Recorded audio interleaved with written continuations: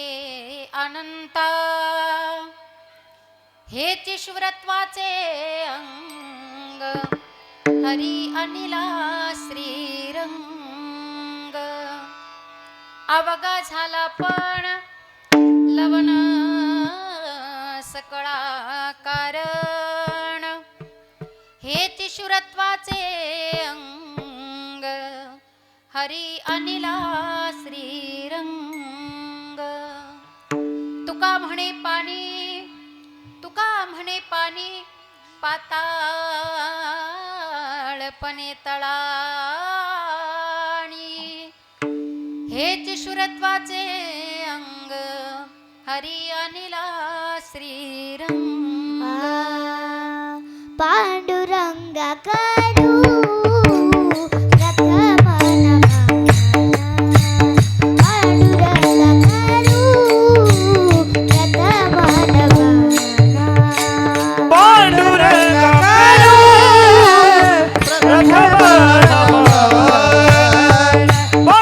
रखमाना.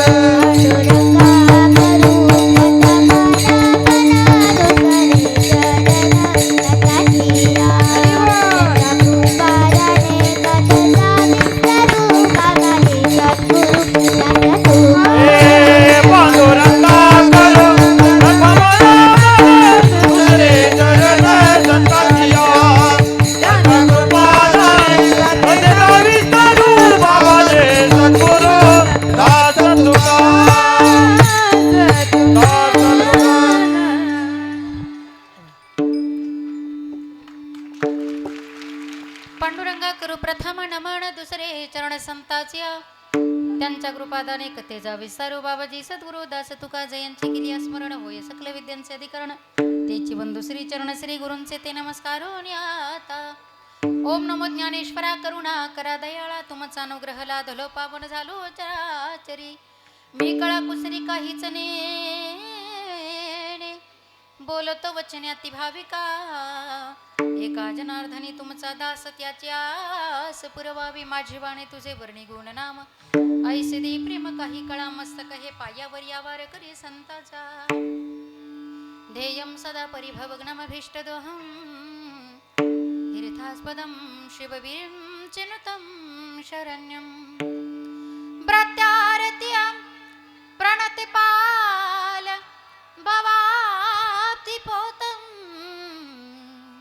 वंदे महापुरुषते चरणारविंदं. नमामि सद्गुरुं शान्तं सच्चिदानन्दविग्रहं, पूर्णब्रह्मपरानन्दम् ईशमालं दिवल्लभं. महायोगपीठे तटे भीमरथ्यां वरं पुण्डरीका, दातुं मुनीन्द्रैः समागत्य तिष्ठन्तमानन्दकं. परब्रह्मलिङ्गं भजे पाण्डुरं, कलावद्नजीवोत्तरार्थावतार, कलाङ्काङ्कतेजोदिकामोदिवक्त्र, कलानीशवादा पुनोदाहदक्ष, समाधिस्थमूर्तिं भजे ज्ञानदेवम्. नम्र झाला होता तेने कोंडिले अनंता, हेची ईश्वरत्वाचे अंग, हरी अनिला श्रीरंग. अवघा झाला पण लवण सकळा कारण, हेची ईश्वरत्वाचे अंग, हरी अनिला श्रीरंग. तुका म्हणे पाणी पाताळपणे तळाणी, हेची ईश्वरत्वाचे अंग, हरी अनिला श्रीरंग. राधे राधे गोविंद गोविंद राधे, राधे राधे गोविंद गोविंद राधे, राधे राधे गोविंद गोविंद राधे.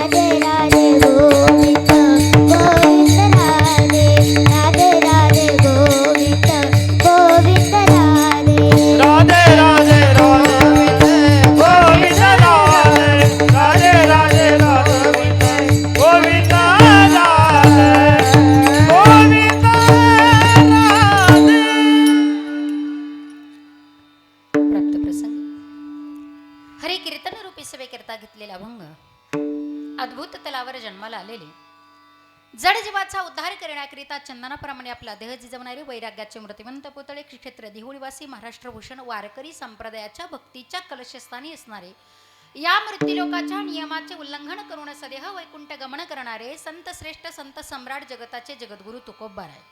मला वाटतं जगद्गुरु तुकोबारायांचा हा अभंग सर्वांच्या परिचित असावा किंवा काहींच्या पाठातील नसेल, काहींच्या असेल, काहींचा गाथ्यातून पाठ असेल, गाथ्यातून नसेल तर काहींचा कानपाठ असेल.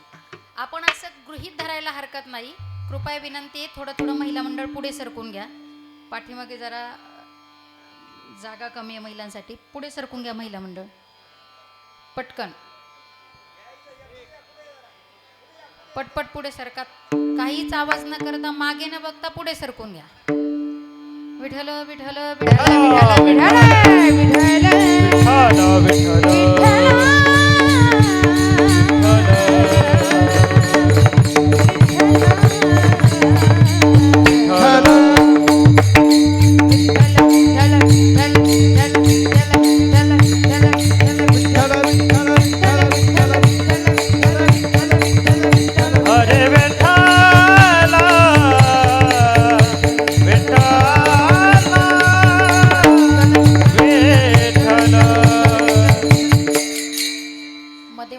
सोडला असेल तर ते भरून घ्या.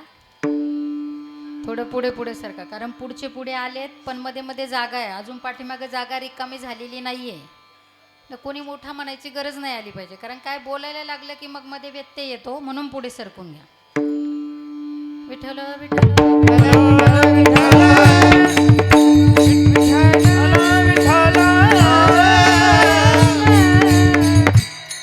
अभंग जगद्गुरु तुकोबारायांचा आहे. आपल्या सगळ्यांच्या पाठातील नसला तरी आपण पाठ आहे असं गृहीत धरायला दादा हरकत नाही. जेवढे सगळे आपण कीर्तनाकरिता आलेलो आहोत आपल्या सर्वांचा पाठ आहे. जेवढे कोणाची कीर्तनाकडे पाठ आहे त्यांच्या सुद्धा पाठच आहे असंही म्हणायला काही हरकत नाही. अगदी 4 चरणाचा छोटासा, मला वाटतं 4च चरणाचा, प्रामुख्याने बऱ्याच वेळा दादा 4 चरणाचे अभंग घेतल्या जातात. तसे 3 चरणाचे, 10 चरणाचे, 6 चरणाचे, अगदी 100 चरणांची सुद्धा अभंग आहे. आता पांडुरंगा करू प्रथम नमन हा अभंग किती चरणाचा आहे? 100. वा महाराज, 100 चरणाचा अभंग आहे. आता तो आमचा पाठ नाही, तो भाग सोडा, पण एवढे चरणाचे अभंग आहेत. तेवढी सगळी कीर्तना करता पण प्रामुख्याने 4 चरणाचे अभंग घेतल्या जातात. मला तरी वाटतं आपले हे 2 चरण, हे 2 पाय चांगल्या मार्गाने जावे म्हणून 4 चरणाचा अभंग आहे. विठ्ठल विठ्ठल विठ्ठल. ज्यांचा अभंग सेवेकरता घेतलेला ते माझे जगद्गुरु तुकोबाराय. पंचम वेद म्हणजे तुकोबारायांचा गाथा आहे. तुमचे आमचे माथे ठिकाणावर राहावे म्हणून जगद्गुरु तुकोबारायांचा गाथा आहे. आणि फार सोपा त्या ठिकाणी आजचा असणारा जो अभंग आहे, नम्र झाला होता तेने कुंडिले अनंता, हे चिशुरत्वाचे अंग हरी आणिला श्रीरंग. जगताचा चालक मालक अखिलेश्वर अकारण करुणावरणालय पितांबरधारी जगदीश असणारा भगवान परमात्मा सर्व सत्ताधीश आहे. सर्व व्यापक असणारा जो भगवान परमात्मा आहे, भागवतात वर्णन आलेले आहे की वदंती तत्तत्व विदस्तत्वम यज्ञानमद्वयम.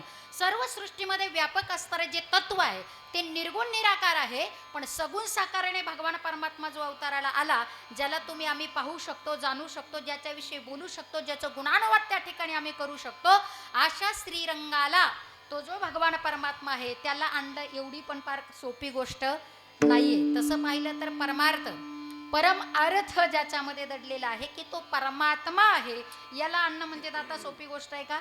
नाही. तिथपर्यंत पोचावं लागेल, तेवढी निर्मळता अंगी त्या ठिकाणी असावी लागेल. निर्मळता असूनही सर्व गुण त्या ठिकाणी संपन्न असावं लागेल. आता सर्व गुण संपन्न म्हणजे नेमकी काय? आपल्याकडे त्या ठिकाणी सर्व गुण संपन्न, एखाद्या क्षेत्रामध्ये गेल्यानंतर त्या क्षेत्राचं सर्व गुण प्राप्त झालं की सर्व गुण संपन्न म्हणतो. पण ज्याच्याकडे गुण आहेत, ज्या गुणांचं वर्णन ज्ञानोबाराय करतात की ऐका यशस्वी औदार्य ज्ञान वैराग्य ऐश्वर हे 6ही गुणवरी वसती ते तर म्हणून तो भगवंतो. भगवान कुणालाही म्हटलं जातं का नाही? ज्याच्याकडे 6 गुण आहे, यश श्री ज्ञान वैराग्य ऐश्वर या गुणांनी युक्त भगवान, तो भगवान परमात्मा आपलंसं करणं किंवा त्याला आणणं, याच्यासाठी काय करावं लागेल किंवा कुणी आणलं, त्याला आणता येतं का? हो, त्याला आणता येतं. शूरांचं जर वर्णन केलं तर ज्यांनी या मातीकरता, मातीतल्या माणसानं करता, या भूमी करता, नवे नवे या भारत माते करता त्या ठिकाणी आपल्या देहाचं बलिदान दिलं, तुमच्या आमच्या करता लढले, त्यांना सुद्धा दादा काय म्हणतात? शूर म्हणतात. आणि ज्यांनी ज्यांनी जगाचा मालक आहे, सर्व सृष्टीमध्ये जो व्यापक आहे, त्याला आपलंसं करणं एवढी सोपी गोष्ट नाहीये, पण त्याला सुद्धा त्या ठिकाणी आपलंसं केलं, त्याला आणलं.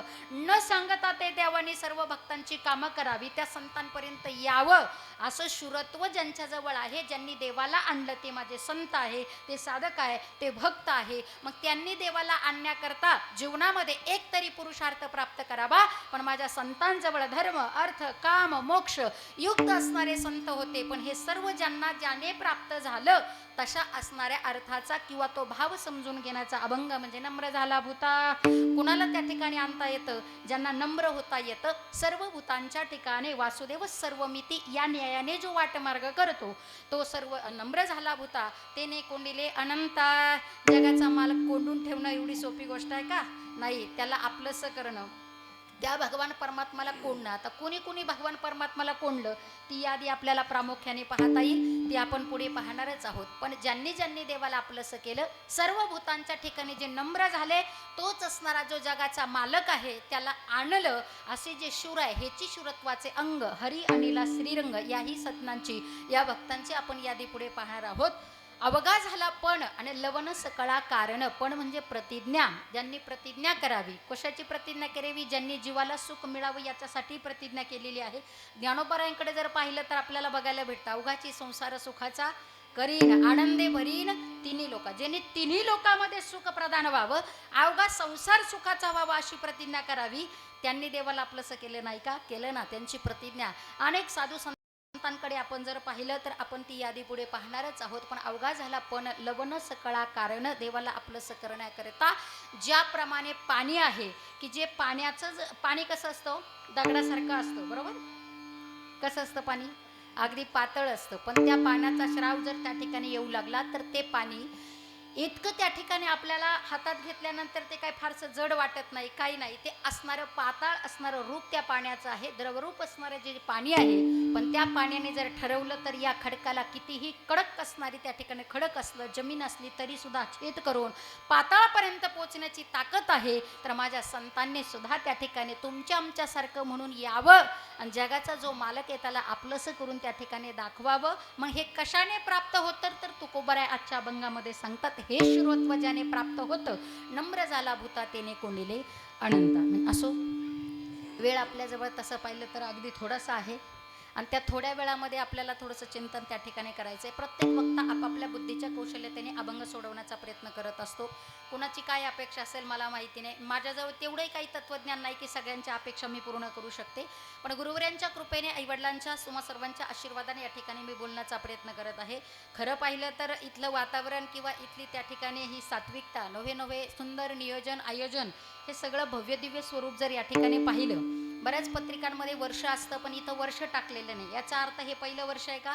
नाही. म्हणजे अखंड, ज्याच्यामध्ये मला वाटतं अद्यापपर्यंत खंड नाही आहे, असा असणारा हा अखंड हरिनाम सप्ताह. आणि या सप्ताहामध्ये आपल्या या हनुमंतरायाच्या दरबारामध्ये भगवान प्रभू रामचंद्रांच्या मला वाटतं किंवा भोलेबाबाच्या असणाऱ्या यांच्याही कृपा आशीर्वादाने, साधू महात्म्यांच्या कृपा आशीर्वादाने पहिल्यापासून ज्यांनी सप्ताह चालू केलेला असेल, त्या ठिकाणी जे काही साधू महात्मे असेल, महाराज मंडळी असेल, ग्रामस्थ असेल, सर्वच असणारे सप्ताह कमिटी, सर्व जुने वारकरी, नवीन वारकरी, आत्ताची त्या ठिकाणी सर्व सप्ताह कमिटी असेल. आत्तापर्यंत हा सप्ताह इथपर्यंत आला. मी नेहमी बोलत असते, सप्ताह चालू करणं सोपं आहे, टिकवणं दादा अवघड आहे. गळ्यात माळ घालणं सोपं आहे, टिकवणं कोरोनाच्या काळात किती अवघड झालं होतं आपल्याला माहिती आहे. कारण घालणं सोपं आहे, टिकवणं त्याच्यापेक्षा जास्त अवघड आहे.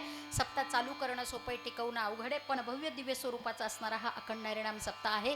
आणि यामध्ये श्री ग्रंथराज ज्ञानेश्वरी पारायण सोहळा थोडासा वेळ घेईल परिवारामध्ये, कारण याच निमित्ताने मला बोलता येईल. मला सगळेच विषय अगदी थोड्या वेळामध्ये पूर्ण करायचे. श्री ग्रंथराज ज्ञानेश्वरी पारायण सोहळा या ठिकाणी होतोय. थोडंसं विचारतेच, किती मंडळी ज्ञानेश्वरी पारायण सोहळा करता बसले? मी थोड्या वेळ खाली बसू का? नाही आहे का पारायण सोहळा? सॉरी, मी वाचल्यामुळं मला असं वाटलं पारायण सोहळा आहे, पण तरीसुद्धा मला अशी इच्छा आहे माझी. गाथा पारायण आहे का? नेमाचं भजन चालू आहे, ठीक आहे. नेमाचं भजन असल्या कारणाने ज्ञानेश्वरी पारायण सोहळा नाही आहे, पण ज्ञानेश्वरी पारायण सोहळासुद्धा त्या ठिकाणी व्हावा. कारण ज्ञानाचा सागर सखा माझा ज्ञानेश्वर, माझ्या ज्ञानोबरायांनी एक तरी ओवी अनुभवावी. घरोघरी तर ती प्रत्येकाकडून वाचल्या जात नाही, पण ती या निमित्ताने त्या ठिकाणी हा सोहळा होईल म्हणून ज्ञानेश्वरी पारायण सोहळा असेल, हरिपाठ असेल, काकडा असेल, प्रवचन असेल, गाथा भजन, नेमाचं भजन असेल, त्याचप्रमाणे त्या ठिकाणी प्रवचन सोहळा असेल. सुंदर या असणाऱ्या सर्व या विद्यार्थिनी असणाऱ्या सर्व भावी आयुष्यातील सर्वच धर्माची पताका, वारकरी संप्रदायाची पताका त्या ठिकाणी उंचावर नेण्याचं काम करणारे या सर्व असणाऱ्या विद्यार्थिनी यांच्याकडून हरिपाठ असेल. आणि फार गोड आनंदाची गोष्ट आहे की म्हणजे जेव्हा थोडासा हा जो मेन रोड सोडला आणि आतमध्ये आल्यानंतर आमचे आधारवड आमचे दाजी ॲडव्होकेट मल्हारी साहेब गोसावी आणि आमच्या दाजीने मॅप लावला होता. आणि मग ती इकडे फिरल्यानंतर मी म्हटलं, दाजी नक्की गावातच घेऊन चाललात ना? म्हणजे मला असं वाटलं नाही, तिकडून इकडे थोडंसं एवढा 1-1.5 किलोमीटर येऊपर्यंत असं वाटलं नव्हतं, पण इथं आल्यानंतर ही भव्यता दिव्यता पाहिली आणि मला असं वाटलं मी पंढरीमध्येच पाऊल ठेवलं. ठीक आहे, इतकं सुंदर वातावरण या ठिकाणी आहे, इतकं गोड वातावरण आहे. म्हणून समस्त ग्रामस्थ, सर्व सप्ताह कमिटी यांच्या सर्वांच्या माध्यमातून आपल्या गावचं भूषण मला वाटतं सकाळ संध्याकाळ रोज नियमितप्रमाणे त्या ठिकाणी अनेक विद्यार्थ्यांना त्या ठिकाणी घडवतात. नव्हे हरिकीर्तनाची सेवा अगदी बालपणापासून ज्यांची त्या ठिकाणी घडतच असते. आणि सासरही असं एवढं सात्विक त्या ठिकाणी भेटावं, जे मृदंगावर या ठिकाणी बसलेले आहे आमचे बंधुराज हरिभक्तपरायण CA आमचे गीतेश दादा असतील, फार गोड त्या ठिकाणी मृदंगाची साथ देतात.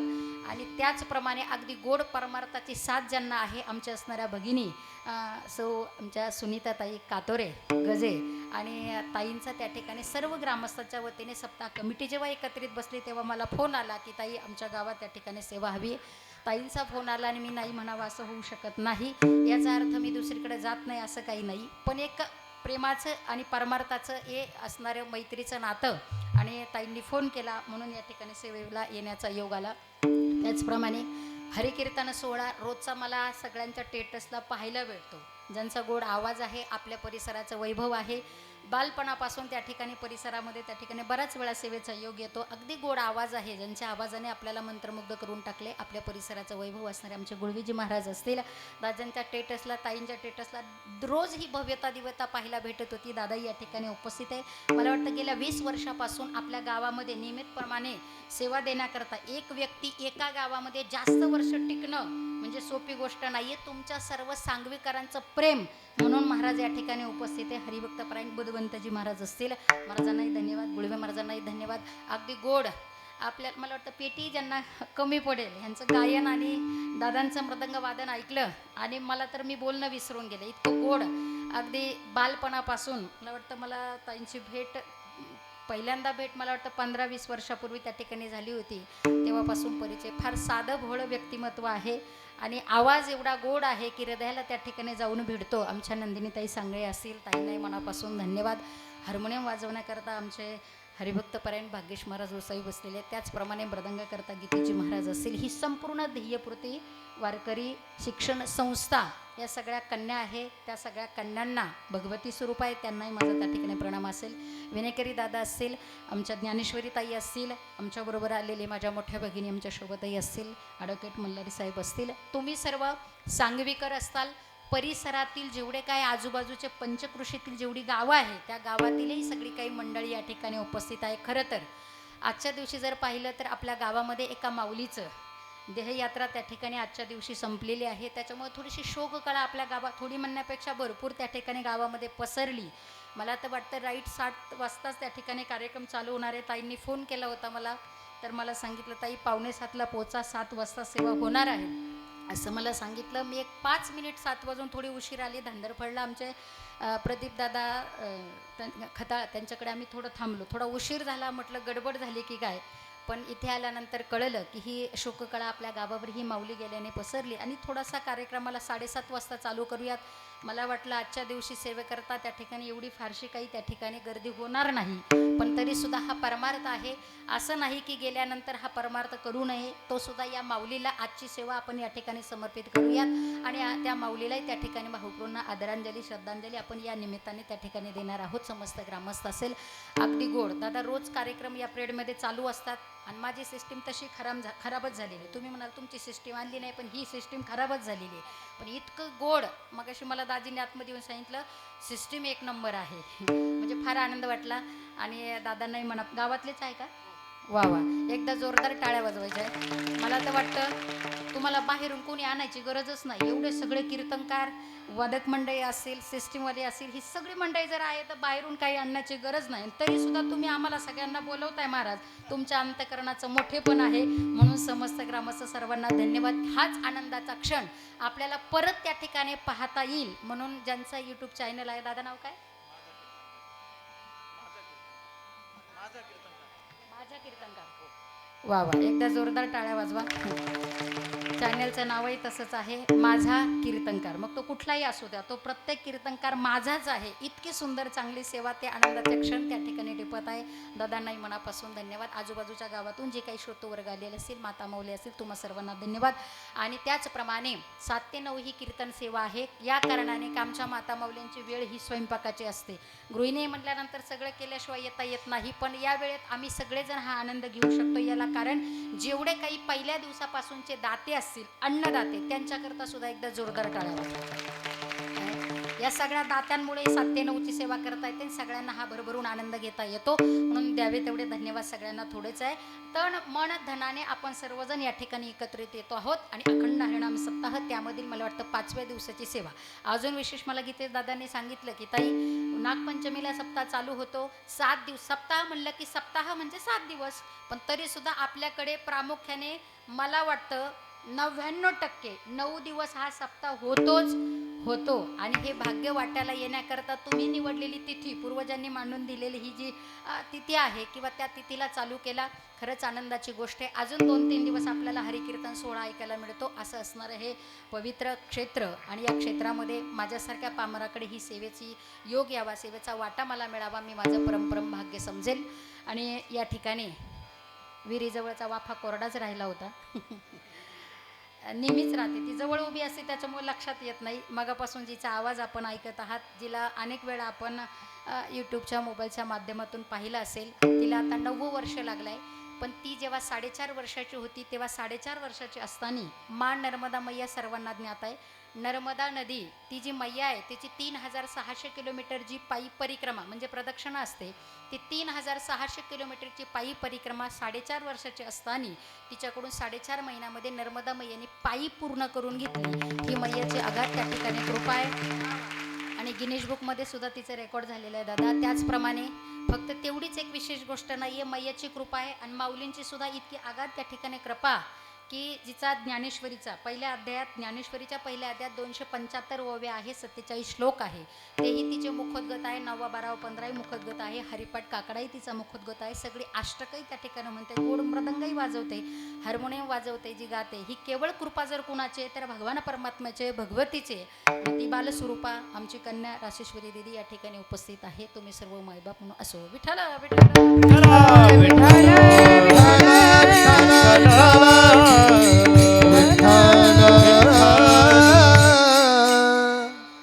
8:30 वाजलेले आहे. मला टायमिंग दादांनी 9:15चा दिलेला आहे. कीर्तन बरोबर 7:30ला चालू झालेलं आहे आणि बरोबर 8:30 वाजलेले. दादा फार काही मला विशेष येत नाही, पण थोडंसं बोलण्याचा त्या ठिकाणी मी प्रयत्न करेल. जगद्गुरू तुकोबरायांचा अभंग आपण सेवेकरता घेतलेला आहे.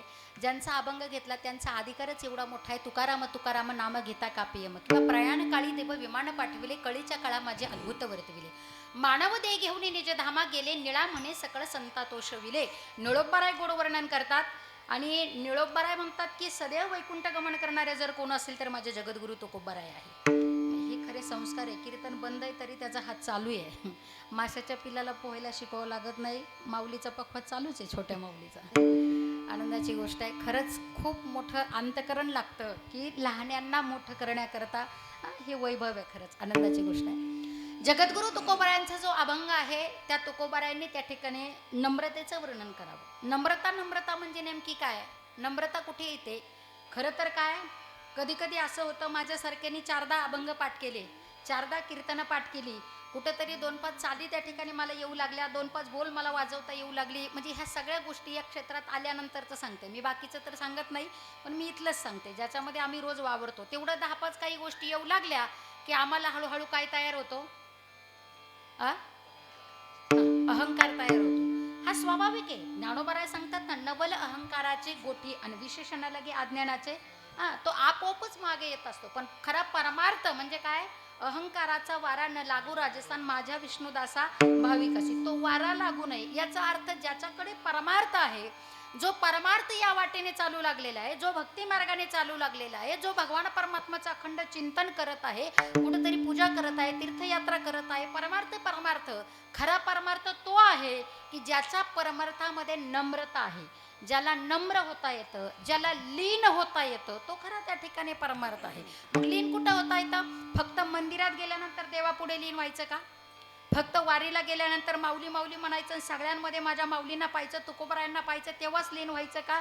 नाही. सर्वांच्या ठिकाणी आम्हाला नम्र होता यावं, वासुदेव सर्वमिती या भावनेने जर आमचा त्या ठिकाणी प्रवास चालू असेल तर आम्हाला परमार्थ त्या ठिकाणी वाटायला येईल, किंवा तर तो भगवान परमात्मा भेटेल. कारण तो भगवान परमात्मा सर्वस्य चाहम हृदय विष्णू मत स्मृतीर ज्ञान मपोहणंच, सर्वांमध्ये भगवान परमात्मा, सर्वागटी राम देहादेही एक. मग हे सगळं आपणच का जाणायचं हा पहिला प्रश्न उपस्थित होतो. आपणच नम्र व्हायचं, आपणच परमार्थ करायचा, आपणच वारी करायची. बरं, ते गाया बघायच्या, शेतही बघायचं, खुरपायचं बघायचं, भांडे घासायचे, कपडे धुवायचे, पाहुणे रवळे बघायचे, आणि एवढं सगळं करून एवढा सगळा परमार्थ करणं सोपं आहे का ताई? सोपं आहे का? 9 दिवस आपला अखंड हरिनाम सप्ताह आहे दादा. तर त्या 9 दिवसामध्ये आपल्याला हरिकीर्तनाचाही वाटा घ्यायचा, हरिपाठाचाही घ्यायचा असेल, कीर्तनाचा घ्यायचा असेल, कोणाला काकड्याला यायचा असेल, आणि सगळा आनंद घ्यायचा. म्हणजे किती धावपळ होते की नाही? होते की नाही? तुम्ही बोलत का नाही? तुम्हाला खपाना का मी इथं उभी राहिलेली? बिंदास बोलत चला. किती धावपळ होते. 9 दिवस जर एवढी धावपळ होत असेल तर नित्य सततम कीर्तयंतो माम, किंवा सदा नाम करू हरिकथा, सतत जर आम्हाला परमार्थ करायचा असेल, सतत देवाचं व्हायचं असेल, तर आम्हाला केवढी धावपळ होऊन जाईल. हे सगळं कसं शक्य आहे? आणि हे आपणच केलं पाहिजे का? हे सगळं आपल्याच वाट्याला का आलं? का आपल्या वाट्याला आलं असा जर आपण विचार केला तर भगवान परमात्म्याने तुम्हा आम्हाला जो त्या ठिकाणी हा जो देह दिलेला आहे ना, आणि खरंच जगात अनेक त्या ठिकाणी जीव जन्माला येतात. 84 लक्ष योनीमध्ये फिरता फिरता अनेक योनीमध्ये, पशु पक्ष्यांना तर पाप पुण्य काहीच कळत नाही. तुम्ही आम्ही मानव रूपाने आलेलो आहोत. मग जेवढे काही मानव इथे आहे त्या सगळ्या मानवाला विशेष धन्यता दिलेली नाही, सगळ्यांना दिलेली नाही. तुम्ही आम्ही माणूस म्हणूनच आलेलो, पण सगळ्यांना विशेष धन्यता दिली का? नाही दिली. सगळ्यांना विशेष धन्यता दिली नाही. मग धन्यता फक्त दिली कुणाला? धन्यता धन्य जगी तोची एक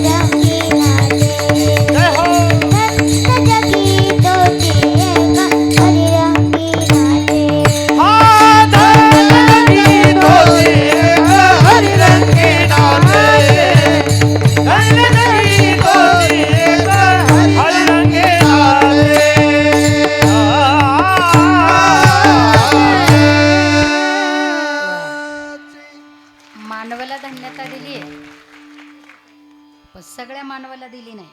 विशेष त्या मानवाला धन्यता दिली की जो धन्य जगामध्ये तो आहे की हरिरंगी नाचे. नुसत्या नाचणाऱ्याला सुद्धा धन्यता दिलेली नाही. का दिली?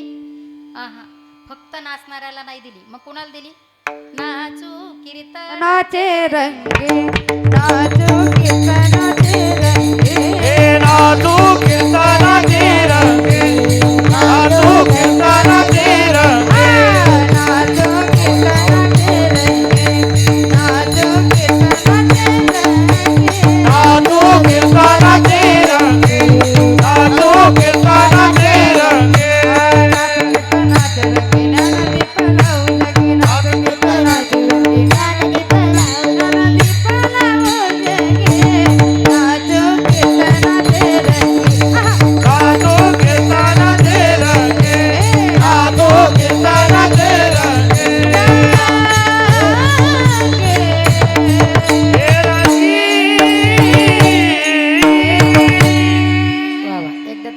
जोरदार तळवलं. नाचू ना आम्ही, पण कुठे? कीर्तनाचे रंगी रंग भरे कीर्तनात. मग आपण नाचावं याच्यात नवल काय? नाचता नाचता देवाचा गळला पितांबर भगवान परमात्माने सुद्धा नाचावं. धन्यता दिली जे नाचतात त्यांना दिली, जे फक्त नाचतात त्यांना दिली नाही, जे हरिरंगात रंगून त्या ठिकाणी नाचतात त्यांना धन्यता दिली. मीराबाई सुद्धा नाचायच्या ना, पायामध्ये घुंगरू बांधायच्या, हातात चिपळ्या घ्यायच्या, गळ्यात विणा टाकायच्या, आणि मग एवढं सगळं करून त्या फक्त नाचत नव्हत्या. हरिगुण गावत नाचुंगी, हरीचं गुण गात गात त्या ठिकाणी नाचायच्या. जगद्गुरु तुकोबाराय सुद्धा सांगतात की गाये नाचे उडे आपोलिया छंदे आपुलिया छंदे गायनाचे ओढे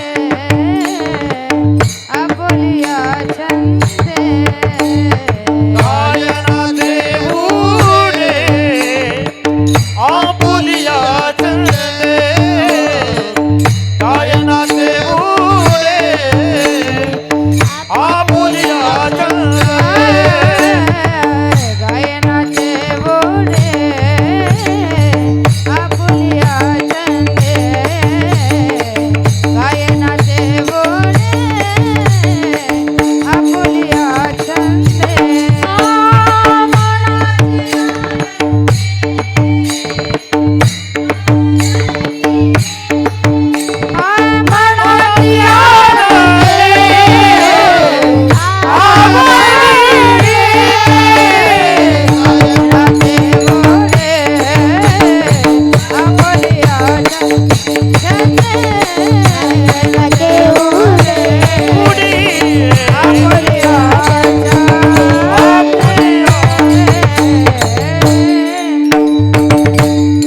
ज्ञानेश्वरी ताईंसाठी जोरदार टाळ्या वाजवा.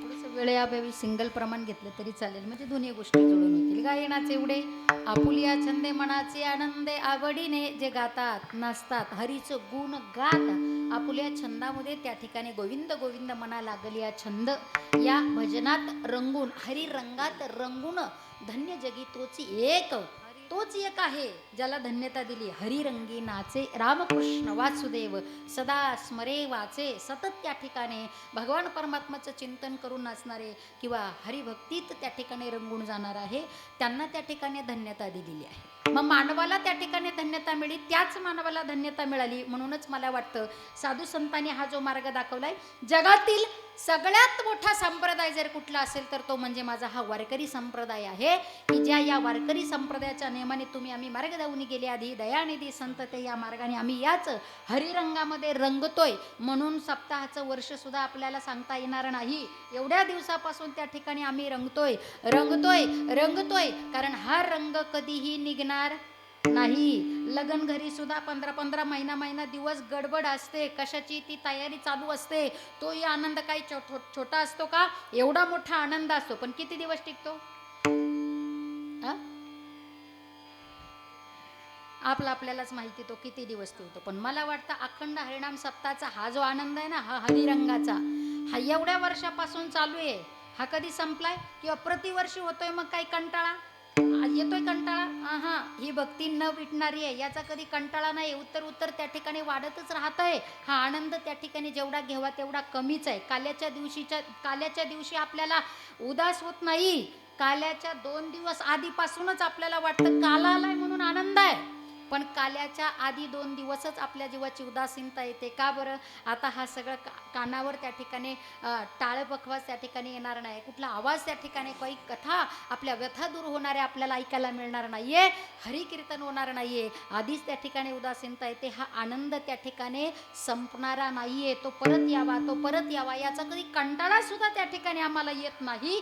हा आनंद आहे, हा भक्तीचा रंग आहे, हरिरंग आहे, आणि हा रंग जन्मोजन्मात सुद्धा निघू शकत नाही. आणि मला वाटतं तो रंग आपल्या प्रत्येकाला लागलेला आहे. म्हणून आपण हरिकीर्तनाच्या सभा मंडपात आहे. हा रंग लागलेला नसताना इथं येण्यासाठी सुद्धा भाग्य लागतं, इथं येण्यासाठी सुद्धा पुण्य लागतं. नाही तर बरेच जण सकाळपासून ठरवतात आजच्या सेवेला जाणार आहोत, आजच्या सेवेला जाणार आहोत, पण काहीतरी अडचण येते आणि तो व्यक्ती इथे पोचत नाही. इथं येऊन बसण्याकरता सुद्धा काही लागतं, भाग्य लागतं. बरं, नुसतं बसण्याकरता भाग्य लागत नाही, ते संपेपर्यंत बसावं त्याच्याकरताही भाग्य लागतं. आणि इथं बसून ते ऐकावं याच्याकरताही भाग्य लागतं. आणि ऐकून मनाला रुचावं, पचावं, काहीतरी परिवर्तन व्हावं, हे महाभाग्य त्या ठिकाणी लागतं. विठ्ठल विठ्ठल विठ्ठल विठ्ठल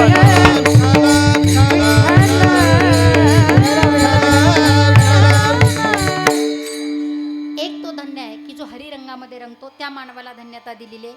मग त्या मानवामध्ये आम्ही असावं, कारण आम्ही माणूस म्हणून जन्माला आलेलो आहोत. त्या मानवामध्ये आम्ही पोचावं म्हणजे आपल्याला संधीचं सोनं करता यावं, म्हणून वेळोवेळी अखंड हरिनाम सप्ताह आहे. ऐकताय तुम्ही? संधीचं सोनं करता यावं म्हणून दादा वेळोवेळी अखंड हरिनाम सप्ताह आहे. संधीचं सोनं करणं म्हणजे काय? आता जो जसा अर्थ लावेल तसा अर्थ आहे. आता संधीचं सोनं करणारे बरेच जण आहेत, मला तिकडे जायचं नाही किंवा कुठली कुठली संधी हे मला सांगायचं नाही. संधीचं सोनं, आता अर्थ प्रत्येक जण वेगवेगळा लावतो. एक जण काय झालं, अगदी दुपारच्या वेळी नागपंचमीचा सण झाला, घरोघरी पोळ्या होत्या, पुरणपोळ्या दाबून खाल्ल्या होत्या आणि दाबून खाल्ल्या पुरणपोळ्या आणि मस्तपैकी त्या ठिकाणी तो कुठे गेला, बँकेमध्ये गेला. दुपारची वेळ होती आणि बँकेत जाऊन त्या ठिकाणी बसला. आता तिथं काय वाचायला कमी असतं का? आमकाम कलोम तमकलोम, एवढ्या दिवसामध्ये एवढे डबल होतात, तेवढे टिबल होतात. आता ते आपल्या सगळ्यांना माहिती आहे. तो सगळं ते वाचत होता, पण पोटभर जेवून गेला होता आणि ते वाचता वाचता त्याला काय लागली, जशी काही काही ना कीर्तनात बसल्या बसल्या लागती तशी त्याला पण तिथे अशी काही क्षणात त्या ठिकाणी झोप लागून गेली. बरं, तो झोपला, पण कडक कपडे होते इस्त्रीचे, कुणीतरी पुढारी आहे, कुणीतरी मोठा व्यक्ती आहे असं समजून विचारायला कोणीच उठवलं नाही. दुपारपासून त्या ठिकाणी येणारे येतात जाणारे जातात, कोण कशाला एवढं लक्ष देत आहे, कोणीच उठवलं नाही. सायंकाळ झाली, बँकेचा आता बंद होण्याची वेळ आली. त्यांनी त्यांचं आवरलं, चाव्या त्या मॅनेजरनी त्यांनी सगळ्यांनी त्या वॉचमॅनकडे देऊन टाकल्या, ते सगळं बंद केलं. हा मात्र आतमध्येच राहिला. असं होत नाही बँकेत चुकून कोणी माणूस राहिला, चुकून माणूस जातो राहिला असं होत नाही, पण दृष्टांतात होतं. गाढ झोप लागलेली होती, तो झोपी गेला. ह्या मस्तपैकी त्या ठिकाणी सगळे निघून गेले. दुसऱ्या दिवशी सकाळ 10 वाजता बँक उघडती दाजी, आणि त्याच्या अगोदर अर्धा पाऊण तास साफसफाई करणारा त्या ठिकाणी जो असतो तो येतो, बँक उघडतो, मस्तपैकी साफसफाई करतो. साफसफाई करतो त्या ठिकाणी आतमध्ये गेला तर हा गाढ झोपलेला व्यक्ती पाहिला. म्हणला कुलूप तर मीच उघडलंय, आधी मी आलो, माझ्या आधी हाय म्हणजे हा कालचा इथं राहिलेला दिसतोय. म्हणून त्यांनी त्याला जागं केलं आणि हात लावून जेव्हा जागं केलं तेव्हा तो डोळे चोळत चोळत त्या ठिकाणी बघू लागला. आणि तो बघायला लागला तेव्हा ज्याने उठवलं तो म्हणला, तुम्हाला कळतंय का? म्हणले हो हो. जो जागा झाला ना तो म्हणता, माहिती आहे मला, मी बँकेत बसलेलो आहे म्हणे. अहो तुम्ही बसले नाही म्हणजे तुम्ही इथे येऊन झोपले होते. म्हणले मग झोपलोच होतो म्हणे मी. म्हणजे तो जो झोपला तो काही कमीपणा घ्यायना, तो म्हणला मी झोपलोच होतो. म्हणा अहो मग ही काय झोपायची जागा आहे का? म्हणजे ते माहीत नाही तुला मी सांगतो, इथं येऊन मी झोपलो याचं कारण सांगतो म्हणे तुला. तू हे जे इथं लावलेले जे काही पोस्टर आहे, जे बॅनर आहे, तू कधी ते चार्ट वाचले का? म्हणजे वाचले का म्हणजे काय? माझ्या हाताने मी लावलेले आहे, 10-15 वर्ष झाले मी इथं काम करतो आणि हे सगळं माझ्या हाताने चार्ट लावलेलं आहे. म्हणजे मग जरा वाचत जा, इथं हे सगळं लिहिलेलं. तो म्हणला वाचून वाचून दमलोय म्हणला, वाचायची गरज नाही, नजर टाकली की लक्षात येतं. म्हणले सगळं पाठ आहे म्हणले माझ्या. म्हणले मग ते तिथं जे वाक्य लिहिले ना ते बघ आणि मग मला बोल. मी झोपलोय म्हणून ओरडतोस काय असं म्हणू लागला. आणि मग त्याने ते वाक्य दाखवलं. ते वाक्य कुठलं होतं माहिती आहे? झोपणाऱ्याने त्या तिथल्या वॉचमॅनला वाक्य वाचायला लावलं, त्या साफसफाई करणाऱ्याला. ते वाक्य असं होतं, यहा सोने से लोन मिळता है. बरं झालं तुम्ही कोणी झोपलेलं नव्हतं. विठाला विठाला विठाला विठाला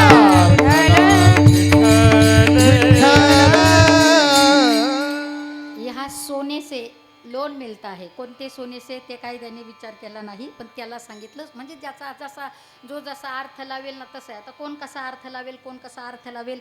आता बघा हे यूट्यूब वगैरे हे मोबाईलच्या माध्यमातून स्वयंपाक करणं तर फार काही अवघड झालेलं नाही, अजिबात नाही. पूर्वी स्वयंपाक शिकायचं म्हणलं की पुरींना लग्ना अगोदर 2-2 वर्ष त्या किचन रूममध्ये त्या चुलीजवळ नेऊन, का बाई हे सगळं तुला आलं पाहिजे. मध्ये मध्ये मोबाईल नव्हता तेव्हा पुस्तकं आली होती, पुस्तकं भाज्या कशा बनवायच्या माहिती आहे का तुम्हाला? हां, ती पुस्तकं आलेली होती. एक सुनबाई त्या नवीन लग्न झालं, घरामध्ये गेल्यानंतर सासूबाई फार हुशार होती. म्हणले हे सगळं झंझट आता किचनमधून आपण रिटायर व्हायचं, हे सगळं झंझट आपल्या ताब्यात ठेवायचं नाही. आणि शहाणी सासू तीच आहे. सुनबाई आली की ती हळूच बाजूला निघते, ती खरी शहाणी सासू. नाही तर सून आली ती नवीन आहे, तिला काय यायचं आणि माझ्याशिवाय काय होतं असं म्हणत बसले की मग काहीतरी वादिवाद होतोच, पण थोडंसं बाजूलाही झालं पाहिजे. सासूबाईने विचार केला, काय एवढ्या दिवस आपण काबाड कष्ट केले, प्रपंच केला, आपल्याला संधीचं सोनं करता आलं पाहिजे. कोण म्हटलं? सासूबाई. इथून पुढचं उर्वरित आयुष्य आपलं जेवढे काही पारायणं राहिले, हरिपाठ राहिला, एवढ्या सगळ्या धावपळीत करणं शक्य झालं नाही. आता हे सगळं सांभाळायला सुनबाई आली ना, मग मी मस्तपैकी आता हरिपाठ करल, भजन करल, पूजापाठ कधीतरी कुठं केली नाही केली, 10-5 मिनिटात व्हायची, 1-1, 2-2 तास सासूबाई पूजा करायची. आणि रोजच्या नित्याप्रमाणे ही किचनमध्ये सासूबाई त्या ठिकाणी पूजा करायला बसणार. मग सासूबाई काहीच बोलत नाही म्हणल्यावर सुनबाई सुद्धा पुढे पुढे करणार. आवाज दिला की सुनबाई म्हणजे आवाज संपतो कुठं नाही तर सुनबाई हजर राहायची. सासूबाई पूजेला बसल्या. सगळी पूजा त्या ठिकाणी झाली. आता आरती करायची. दिवा पेटवलेला होता, ती आरती हातामध्ये घेतली. आता ती आरती ओवाळायची, पण आरती बरोबर आरती करायची म्हणून महाराज घंटा पाहिजे ना त्या देवघरातली, ती घंटाच त्या जागेवर नव्हती. म्हणले आता बारीक लेकरू जर घरात असतं तर घरातले देव सुद्धा देवपूजेच्या घरात राहत, देवघरात अजिबात राहत नाही. ज्यांच्या ज्यांच्या घरात बारीक लेकरे त्यांना माहिती आहे, पोरं लहानपणापासून कोणाबरोबर खेळतात? देवाबरोबर. पण शोकांतिका ही आहे, त्यांना लहानपणापासून देवाबरोबर खेळत असूनही आपण पुढे त्यांना देवासोबत ठेवत नाही. आज फक्त सुशिक्षित बनवतो, पण सुसंस्कार अध्यात्माचा वाटाही त्या ठिकाणी आपण थोडाफार त्यांना दिला पाहिजे, कारण आधीपासूनच ते देवाशी जोडलेले आहे. म्हणले लहान तर घरात लेकरू नाही, मग घंटा आज गायब कशी झाली? म्हणून आवाज दिला, सुनबाई. सुनबाई किचनमध्ये होत्या. सुनबाई म्हणल्या सुनबाई पळत आल्या. म्हणले हा आत्या काय पाहिजे? म्हणले काही नाही. अगं आरतीला सुरुवात केली, मग काय तेल पाहिजे का? अगं सगळं आहे, पण देवघरातली घंटा नाही. ती म्हणली आत्ता आणते थांबा, फ्रीजमध्ये ठेवली. म्हणून तिनं कुठे ठेवली होती? फ्रीजमध्ये. पळत गेली, तिनं फ्रीज उघडलं आणि त्या फ्रीजमधून घंटा घेऊन आली. एका हातामध्ये गरम दिवा आहे आणि एका हातामध्ये घंटा मिळाली, पण ती फार थंड होती. ती म्हणजे अगं बर्फ दिला का काय? म्हणजे बर्फ नाही, फ्रीजमधून घंटा आली. म्हणजे इथली घंटा फ्रीजमध्ये कशी गेली? सुनबाई म्हणली कसं आहे, घरून येताना मी पुस्तक आणलं होतं, हे सगळं तुम्ही माझ्याकडे सांभाळायला दिलं, वेगवेगळ्या भाज्या करायच्या आणि त्या पुस्तकामध्ये आज पनीरची भाजी बनवायची होती ना, त्याच्यात लिहिलेलं होतं की कांदा लसूण पेस्ट 1 घंटा फ्रीजमध्ये ठेवा. मग काय म्हणली, मग तो घंटा घेतला आणि फ्रीजमध्ये नेऊन ठेवला. म्हणले ज्याचा जसा अर्थ आहे, कोण कसा अर्थ लावेल, कोण कसा अर्थ लावेल, मला तिकडे जायचं नाही. संधीचं सोनं करण्याकरता मानव देह प्राप्त झाला. एक रंगी एक असा आहे, धन्य जगी तोची एक हरिरंगी नाचे. हरिरंगामध्ये नाचणारा, हरिभक्त असणारा किंवा भगवान परमात्माला जाणून घेऊन आपलं आयुष्य त्या ठिकाणी व्यतीत करणारा आहे, त्याला त्या ठिकाणी भगवान परमात्मा भेटेल किंवा ते खरं समाधान त्या ठिकाणी आहे. याच्याकरता आम्हाला सुद्धा संधीचं सोनं करून घेता यावं. मग संधीचं सोनं कुणाला करता येतं? फक्त श्रीमंतांनाच करता येतं का? नेमकी संधीचं सोनं कुणाला करता येतं? संधीचं सोनं गरिबांना सुद्धा करता येतं. बघा त्रेता युगामध्ये एक पत्नी एक वचन एक बाणी असे भगवान प्रभू रामचंद्रजी, आणि त्यावेळेत तुम्हा सर्वांना ज्ञात आहे, एक गरीब असणाऱ्या कुटुंबातलं व्यक्तिमत्व होतं. त्यांनी मात्र संधीचं सोनं करून घेतलं, तो सगळ्यांना माहिती आहे. आता मला एवढा सगळा विषय नाही सांगायचा, पण 1 मिनिटाच्या आत मी ती कथा सांगून जाईल, कारण कथा ही आपल्या व्यथा दूर होण्याकरता आहे. मला माझ्या सिद्धांतापर्यंत यायचंय. संधीचं सोनं कुणाला करता येतं? तर संधीचं सोनं गरिबाला करता येतं का? कोणी संधीचं सोनं करून घेतलं? तर रामायणामध्ये एक केवट होता, सगळ्यांना माहिती आहे. भगवान प्रभू रामचंद्रजी जेव्हा वनवासाकरता निघालेले आहे, कथाभाग सगळ्यांना ज्ञात आहे. मला थोडक्यात सांगायचं आहे. एकटे गेले का? झोपले का तुम्ही सगळे? सगळ्यांना माहिती आहे. एकटे गेले का? नाही. त्यांच्याबरोबर लक्ष्मणजी पण होते आणि सीतामय्या पण होते. सोडवण्याकरता काही काळ त्या ठिकाणी बरीच मंडळी होते. पण जेव्हा प्रभू रामचंद्रजी गेले तेव्हा त्यांना एक गंगा मैयाचा त्या ठिकाणी तट लागला होता. आणि गंगा मैयाचा तट लागला, अलीकडून त्यांना दादा पलीकडे जायचं होतं. कथा सगळ्यांना ज्ञाते, फक्त पटापटा बोला. अलीकडून पलीकडे जायचं आहे. जाणारा कोण होता? देव होता, ज्याच्याकडे कर्तुम अकर्तुम अन्यथा कर्तुम अशक्ती आहे. आध्यात्मिक, आदिदैविक, आदिभौतिक तिन्ही तापाचा नाश करण्याचं सामर्थ्य आहे. ज्या जगाच्या मालकाने आम्हाला पार करून न्यावं पलीकडे, तो आजही विटेवर उभा आहे. आणि विटेवर उभा राहून कमरेवर हात ठेवून सांगतो, या, चिंता करू नका, घाबरू नका. भवसागर केवढाही मोठा असला तरी फक्त माझ्या कमरे एवढा आहे, असा पांडुरंग परमात्मा प्रमाणं भवाब्देरिदं मामकानं निदंब कराभ्यन्तृतो येन तस्मात् विधातुर्वसन्ते धृतो नाभिकोश परब्रह्मलिंगं भजे पांडुरंगम्. पांडुरंग अष्टकामधील 3ऱ्या क्रमांकाचा श्लोक आहे. प्रमाणं भवाब्देरिदं मामकानं. माझ्या नाभिकोशा एवढा हा भवसागर आहे, तुम्ही घाबरू नका. म्हणजे तो स्वतः म्हणतो तुम्ही घाबरू नका, तुम्ही या, मी तुम्हाला पलीकडे नेईल. आणि त्या जगाच्या मालकाला अलीकडून पलीकडे जायचं आहे. काही अवघड होतं का? काहीच अवघड नव्हतं. तरी सुद्धा जगाचा मालक आहे, पण भगवान परमात्म्याने हात जोडले. कुणाला? जो हाताची घडी घालून वाट बघत होता, माझ्या नावेमध्ये 2 माणसं बसतील, मी अलीकडून पलीकडे नेईल, किंवा पलीकडे गेल्यानंतर पलीकडे कोणी भेटले प्रवासी तर मी अलीकडे आणेल, त्याच्यावर जो काही मोल मला त्या ठिकाणी मिळेल, जो काही मोल मला काही जे काही मिळेल त्याच्यावर माझा त्या ठिकाणी हा संसार चालतो, माझ्या घरात चूल पेटते. म्हणून हाताची घडी घालून त्या ठिकाणी वाट बघत होता. पण रोज येणारे प्रवासी वेगळे होते, रोज येणारे प्रवासी वेगळे होते. आज वाट पाहता पाहता पाहता जगाचा मालक त्याच्या पुढे येऊन उभा राहिलाय. उभा राहिला नाही नुसता, हाताची घडी घालून हा बघत होता. आणि अलीकडून पलीकडे जायचंय म्हटल्यावर त्याच्याकडे काम आहे, आणि ज्याच्याकडे काम आहे तिथं काय करावं लागतात? हातच जोडावं लागतं. जगाच्या मालकाने हात जोडले, बाबा आम्हाला पलीकडे जायचंय. पलीकडे जायचंय म्हणले तरी पण हा हाताची घडी घालून बघतच राहिला. आणि ही सगळी मंडळी त्या ठिकाणी होते. हा बघत राहिल्यानंतर लक्ष्मणजी सोबत होते. लक्ष्मणजींनी पाहिलं हा केवट आहे, हा फक्त नाव चालवतो, हा अलीकडून पलीकडे नेणार आहे. आणि हा जोडणारा जगाचा मालक आहे. कोण आहे? भगवान भोले बाबा सुद्धा भजन करी महादेव सतत भजन करतात. श्रीराम जय राम जय जय राम, श्रीराम जय राम जय जय राम. श्रीराम जय राम जय जय राम, श्रीराम जय राम जय जय राम, श्रीराम जय जय राम, श्रीराम जय राम. टाळी वाजवायची सर्वांनी, टाळी. श्रीराम जय राम जय जय राम, श्रीराम जय राम जय जय राम, श्रीराम जय राम जय जय राम, श्रीराम जय राम जय राम.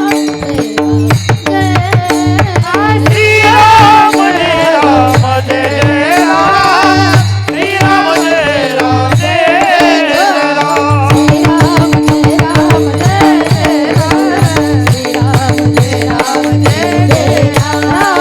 राम जय राम जय जय राम, श्रीराम जय राम जय जय राम, राम जय राम जय जय राम, श्रीराम जय राम जय जय राम. राम राम जय राम जय जय राम, जय राम जय राम जय जय राम, जय जय राम.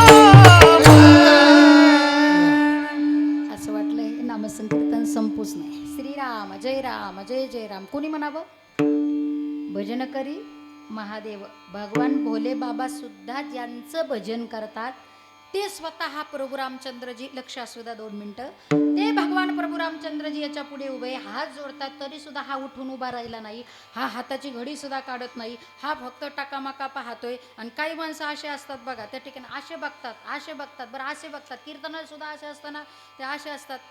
मग ते गेले का काय तेही कळत नाही, हाय का गेले तेही कळत नाही. ते असे पण हलत नाही, डुलत नाही, काय नाही. त्यांच्या चेहऱ्यावर कधी कधी असे काही माणसं भेटतात. दादा, माणसाने नेहमी प्रसन्न असलं पाहिजे. असे कधी कधी माणसं आहे की त्यांना सकाळी 6 वाजता भेटलं तरी त्यांच्या चेहऱ्यावर दुपारचे 12 वाजलेले असतात.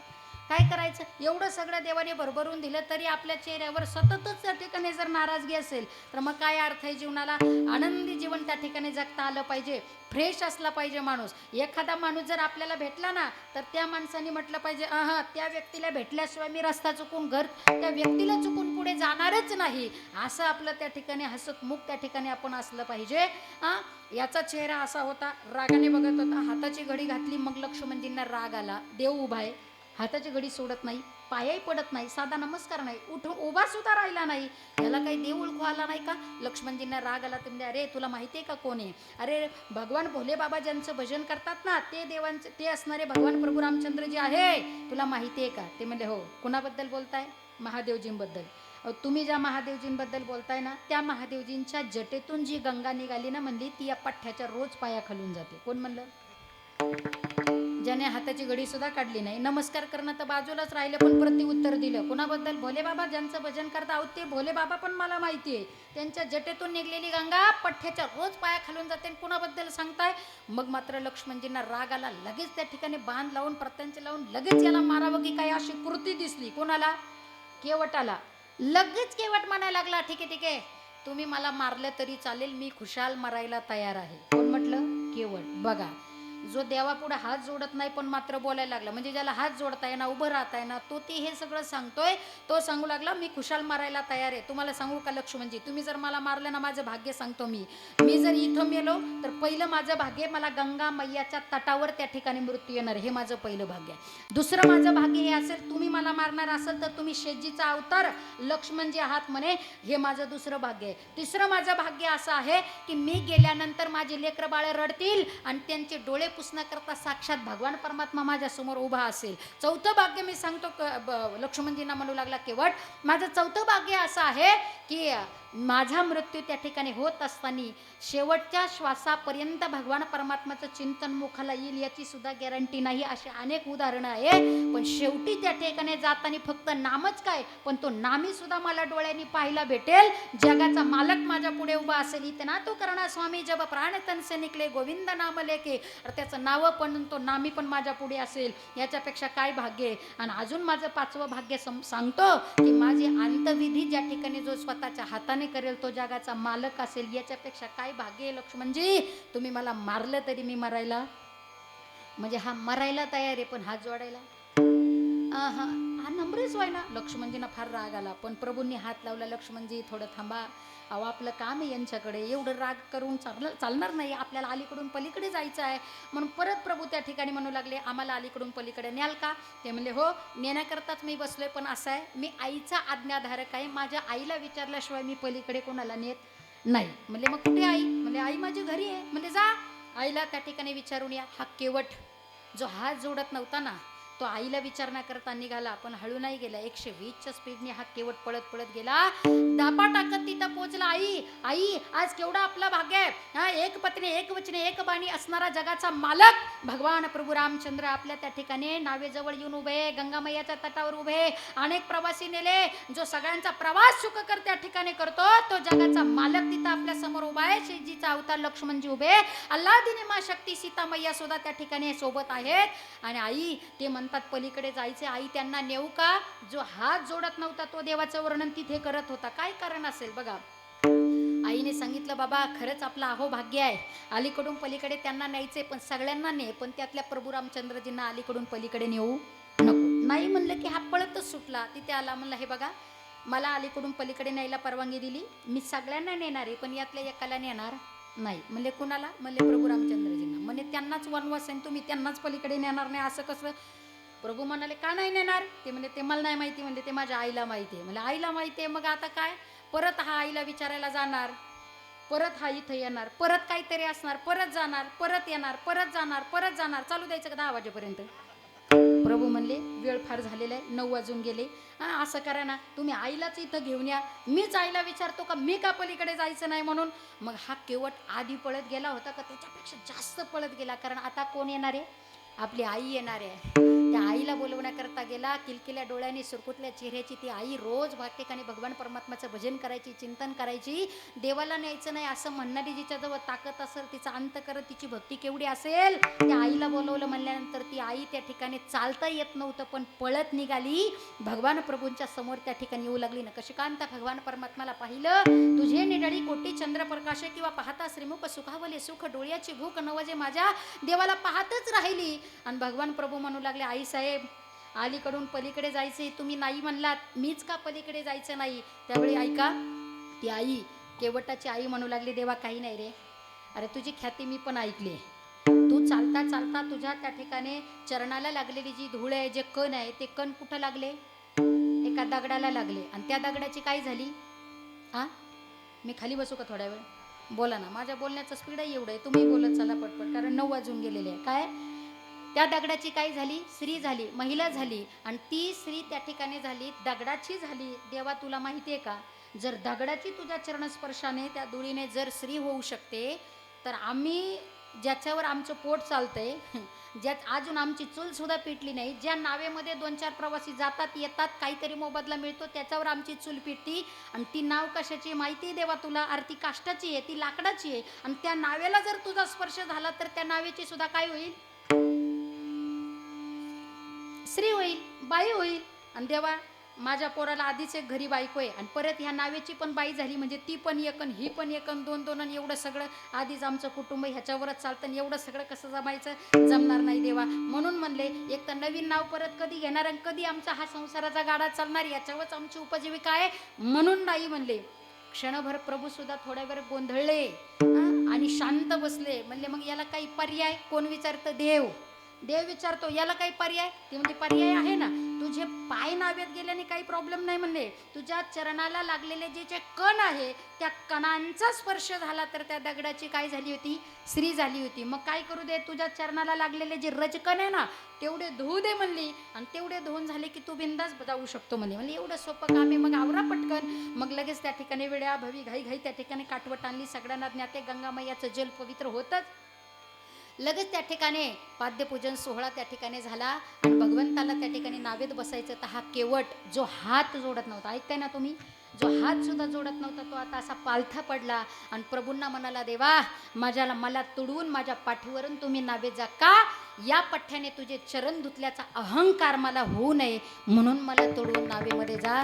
जो हात सुद्धा जोडत नव्हता तो पठ्ठ्या त्या ठिकाणी नम्र झाला होता. पलीकडे त्या ठिकाणी भगवान परमात्मा बसले. घाईघाईने आता नाव निघाली. तेवढ्या वेळामध्ये ही जी आई होती ना, जी नाही जाऊ द्यायचं म्हटली, जिने उदाहरण त्या ठिकाणी त्या दगडाचं दिलं, अहिल्या मातेचं दिलं, तीच असणारी आई पाद्यपूजन करू द्या म्हटली, चरण धुऊ द्या म्हटली, देवानी हो म्हटलं आणि त्याच असणाऱ्या आईने हसायला सुरुवात केली. हसण्याचा आवाज कुठून येतो म्हणून बघू लागले तर लक्ष्मणजी म्हणू लागले, जिने आपल्याला अडवलं ना, जी जाऊ नका म्हणली तीच मोठमोठ्याने हसते. मग सीतामाया म्हणल्या, लक्ष्मणजी जरा विचारा आता का बरं त्या हसतात ते?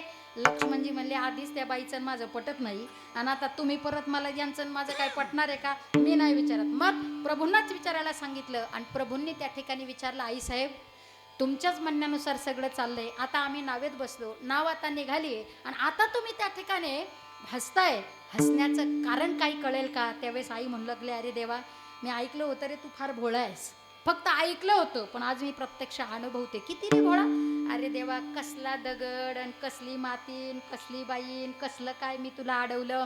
मग देव म्हणले, कसली बाईन कसली माती म्हणजे? अरे तुझ्या चरणाला लागलेले जे रजकण आहे, जे लागल्यानंतर दगडाची बाई झाली, ती आधी बाईच होती. तिला शाप मिळालेला होता गौतमांकडून आणि त्या ठिकाणी अहिल्या माता त्या परत त्या ठिकाणी उपशाप मिळालेला होता. तुझी वाट पाहत होतं आणि तुझे रजकण लागले आणि त्याची परत त्या ठिकाणी बाई झाली. भगवान परमात्मा म्हणले, माऊली आई साहेब हे सगळं तुम्हाला जर माहिती आहे, मग हे माहिती असून सुद्धा तुम्ही मला अडवलं.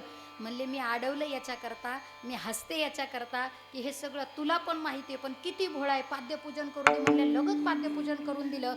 पर्याय मला विचारणारा एवढा भोळा भगवान परमात्मा, मला तुझ्यावर हसू येतं. मग भगवान प्रभू त्या ठिकाणी म्हणू लागले, मला अडवण्याचं कारण काय? हसता याचं कारण कळलं, मग आता अडवलं याचं कारण काय? त्यावेळी ते उत्तर ऐकण्यासारखं होतं. माझ्या माता माऊल्या, तुम्ही आम्ही काय पात्रतेचे आहोत, काय योग्यतेचे आहोत, आपले कर्म काय आहे हे आपल्याला कोणाला आपण जाणत नाही. पण कधी कधी आपण म्हणतो आमच्या वाट्याला परमार्थ येणं काही सोपी गोष्ट आहे का आणि ते आम्ही करावं का? पण खरं सांगू का, संधीचं सोनं प्रत्येक क्षणाला आपल्याला करून घेता येतं. त्या केवटाच्या आईचं उत्तर ऐकण्यासारखं होतं. ती आई प्रभूंना म्हणू लागली, अरे देवा मी याच्याकरता तुला अडवलं, आम्ही दिनदुबळे आहोत, आम्ही गरीब आहोत आणि देवा मी जर तुला अडवलं नसतं, देवा मी जर तुला अडवलं नसतं तर माझ्यासारख्या गरिबांनी दिनदुबळ्यांनी तुझ्यासारख्या प्रभूंचे चरण धुण्याची संधी जीवनात परत कधीच प्राप्त झाली नसती, प्राप्त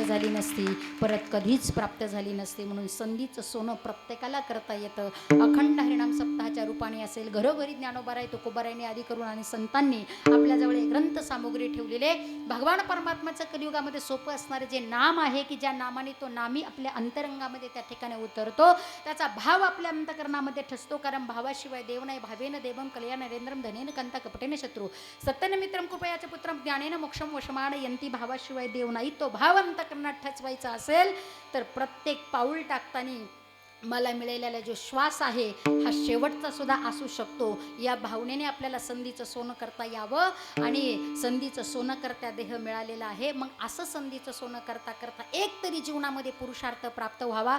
पण दादा सगळे पुरुषार्थ प्राप्त करणं शक्य नाही आणि एकही करायचा म्हणलं तरी धर्म, अर्थ, काम, मोक्ष, धर्म मार्गाने वाटमार्ग असावा. तुम्ही म्हणाल मग कर्म कुणी करायचे? कर्म करता करता धर्माची जोड दिली तर त्या ठिकाणी त्या कर्माला प्राधान्य आहे. कारण कर्म धर्म त्यांचा झाला नारायण, त्यांचा नारायण होतो ज्यांनी कर्माला त्या ठिकाणी धर्माची सुद्धा जोड त्या ठिकाणी दिलेली आहे. मग पहिला असणारा जर पुरुषार्थ काही असेल तर धर्म आहे, नंतरचा काय? अर्थ आहे. पण अर्थ म्हटलं की अनर्थ त्याच्या पाठीमागे आलेलाच आहे. पण धर्मानुकूल जर अर्थ असेल, काम सुद्धा जर धर्मानुकूल असेल तर मोक्ष मिळायला वेळ लागणार नाही. आणि हे सगळं ज्यांनी प्राप्त केलं ते माझे साधू संत होते.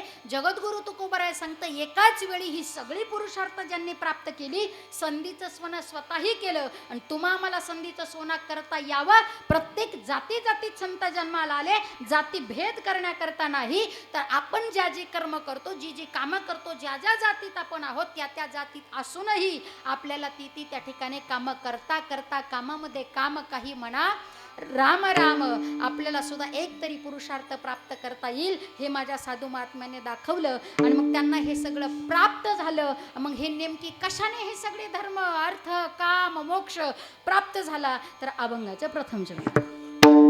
नम्र झाला भूता, नम्र झाला भूता, नम्र झाला भूता, नम्र झाला भूता, नम्र झाला भूताय, नम्र झाला भूताय, नम्र झाला भूताय, नम्र झाला भूताय.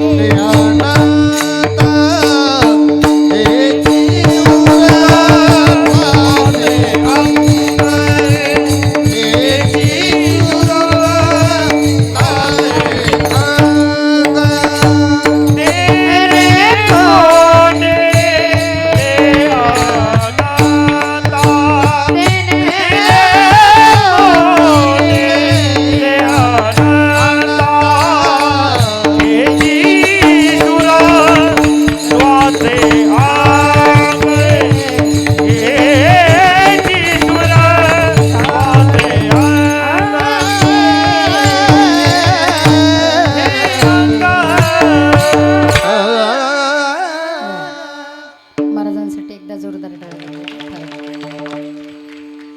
हे सगळं प्राप्त ज्यांनी केलं ते कशाने झालं? तुकोबराय सांगतात नम्र झाला भूता तेने कोंडिले अनंता. नम्र झाले आणि अनंताला त्या ठिकाणी कोंडलं. त्या जगाच्या मालकाला आपलंसं केलं. आणि आपलंसं करणं म्हणजे किती आपलंसं करणं? न सांगता करी सर्व कामं. कुठलंही पाहत नाही भगवान परमात्मा, जात पाहत नाही, भक्त कुठल्या कुळातला आहे हे पाहत नाही, त्याची कामं सुद्धा पाहत नाही. आता काकड्यातील कुठे आता थोडाफार भेद आहे. तिसरी मालिका आपल्या सर्वांना ज्ञात आहे. उचनेचे काही नेणे भगवंत तिष्ठे भाव भक्त देखून या. दासीपुत्र कन्या विदुराच्या बक्षी दैत्या घरी रक्षी प्रल्हादाशी, ही सगळी आपण मालिका पाहून घेतली. 13 चरणाचा अभंग आहे. तर याच्यामध्ये अनेक भक्तांचं अनेक संतांचं वर्णन केलेलं आहे. देवाने त्यांच्याकरता काय काय केलं अन्न सांगता त्या ठिकाणी भगवान परमात्माला, म्हणजे त्या भक्ताने भगवान परमात्माला काय केलं. जनाबाईंचं उदाहरण तर सगळ्यांना ज्ञात आहे की हृदयबंदी खाना केला आत विठ्ठल कोंडीला. सावता महाराजांनी काही केलं, साठविला हरी जिही हृदयी, म्हणून त्यांची सरळी येर झार झाला सफल व्यापार. हनुमंतरायाने काय केलं, सीने सीने देखलो मेरे सीने में, म्हणजे काय, स्वतःचं हृदय फाडून त्या ठिकाणी जगाचा मालक एकटा नाही तिघांनाही त्या ठिकाणी उभं करून त्या ठिकाणी दाखवावं. हे काय, तिने कोंडिले अनंता. कशाने होतं? भक्तीने होतं, त्याच्या प्रेमाने त्या ठिकाणी होतं. जगाचा मालक त्या ठिकाणी आपलासा केला. काय करत नाही भगवान परमात्मा, सगळं सगळं तोच होत असतो. फक्त काय करावं लागतं माहिती आहे का? स्वतः भगवंत म्हणतात तरी झडझडूनी वाहिला निघ ये भक्तीच्या वाटेला ग जिया पावसी अभंग निज धाम माझे. माझ्या निज धाम स्वरूपाला जर प्राप्त व्हायचं असेल, माझं स्वरूप प्राप्त करायचं असेल तर तुम्हाला काय करावं लागेल, झडझडून त्या ठिकाणी बाजूला व्हावं लागेल. कशातून? ही असणारी मोह आहे, माया आहे. एक दिवस सगळं सोडायचं आहे, पण हे सोडण्या अगोदर आम्हाला त्याचं त्या ठिकाणी होता यावं, इतकं होता यावं. साधं उदाहरण देते. तेने कोंडिले अनंता. फार 1 मिनिटात मी संपवलं हे उदाहरण. थोडेसे 5 मिनिट मी चालेल ना? हां, तुमची इच्छा असेल तर. कारण 7 ते 9 आहे, 7:30ला चालेल ना? म्हणजे मला तुमच्या चेहऱ्याकडे पाहून असं वाटतं मी 11 वाजेपर्यंत बोलले तरी नाही ना. बाबा नाही म्हणले मला. असू द्या, काही हरकत नाही. तेने कोंडिले अनंता. सगळ्यांना माहिती आहे महाभारतातील उदाहरण. भक्त अर्जुन रथ चालवायचे की तो रथ जगाचा मालक चालवायचा?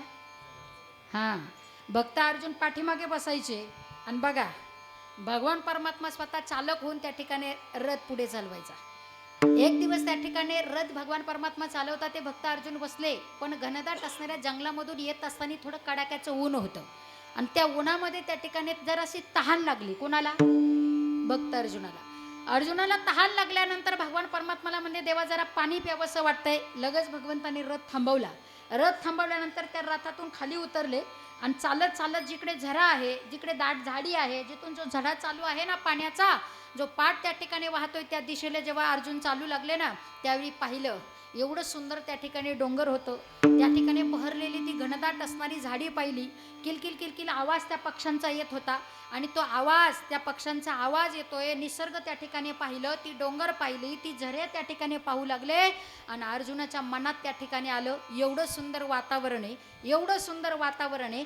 अशा वातावरणामध्ये जर सुभद्रा असती तर फक्त मनात आलं. मनात आलं आणि पाठीमागून बांगड्यांचा आवाज आला. हा बांगड्याचा आवाज घरचाच आहे, हा ओळखला. मागे पाहिलं म्हणजे सुभद्रा तू इथे?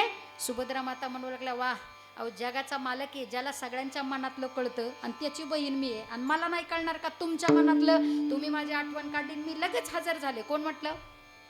वा. सुभद्रा मैयाने असं म्हटल्यानंतर अर्जुनाला तर आनंदच झाला, काय सांगावं. मस्तपैकी पाणी पिले. पाणी पिल्यानंतर लगेच रथाकडे जायचं भान राहिलं नाही, कारण सोबत कोण होती? सुभद्रा होती. तिथेच एका झाडाखाली त्या ठिकाणी बसले. अशा गप्पा रांगल्या कसा वेळ गेलेला त्या ठिकाणी काहीच कळायला नाही. पण अचानक लक्षात आलं की देव रथात बसलेला आहे, मी पाणी प्यायला आलोय. हिचं स्मरण केलं, ही इथं कशी आली काही कळत नव्हतं. पण गप्पा मारल्या. म्हणले पटकन जावं लागेल. तो म्हणाल एवढा वेळ लागतो का? मग काय त्याला उत्तर देणार? म्हणून घाई उठले आणि त्या प्रेमामध्ये, त्या संवादामध्ये इतके आनंदी झाले होते की आपल्या हातातली एक अंगठी काढली. कोणी? अर्जुनानी. आणि सुभद्रेच्या हातामध्ये दिली. सुभद्रेच्या बोटामध्ये त्या ठिकाणी ती अंगठी घातली आणि घाईने म्हटले आता तू कशी जाणार? आम्ही तर आता जवळ आलोय, आम्ही लवकर पोहोचणार, आम्ही रथात आहोत. ती म्हणली मी जशी आले तशी मी बरोबर जाणार. घाईने रथात आले.